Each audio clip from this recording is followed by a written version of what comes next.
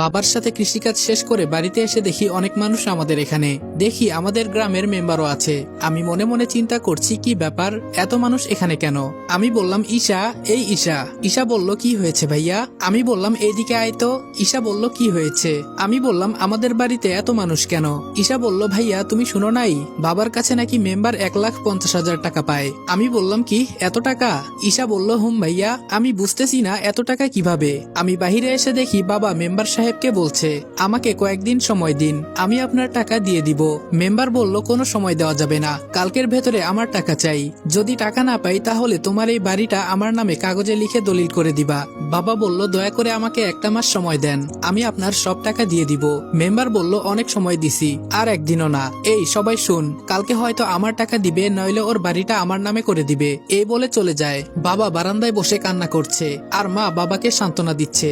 আসলেই আমি বাবাকে কখনো এভাবে কান্না করতে দেখি নাই। নিজের কাছে খুব খারাপ লাগছে। কি করব আমি কিছুই বুঝতেছি না।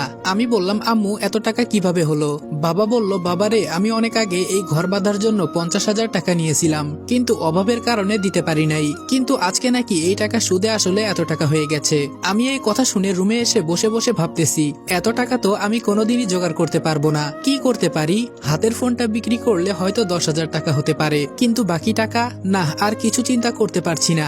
রাতে মা ডেকে গেল খাবার খেতে, কিন্তু খেলাম না। রুমে শুয়ে শুয়ে চিন্তা করছি কিভাবে টাকা জোগাড় করব। কখন যে ঘুমিয়ে গেছি বলতে পারি না। সকালে যখন ঘুম ভাঙলো তখন শুনি আম্মু কান্না করছে। আমি তাড়াতাড়ি আম্মুর রুমে গিয়ে দেখি বাবার গলায় দড়ি ঝোলানো ফ্যানের সাথে, আর আমার মা বাবার পায়ে ধরে কান্না করছে।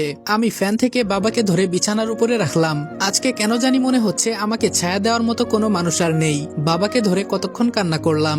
বাবার কাফনের কাপড় সবকিছু রেডি করে বাবাকে কবরে রাখা হলো। আজকে এই টাকার জন্য আমার বাবা মারা গেছে। আমি ছাড়বো না কাউকে, সব কয়টাকে দেখে নিব। শুধু একটু সময়ের অপেক্ষা।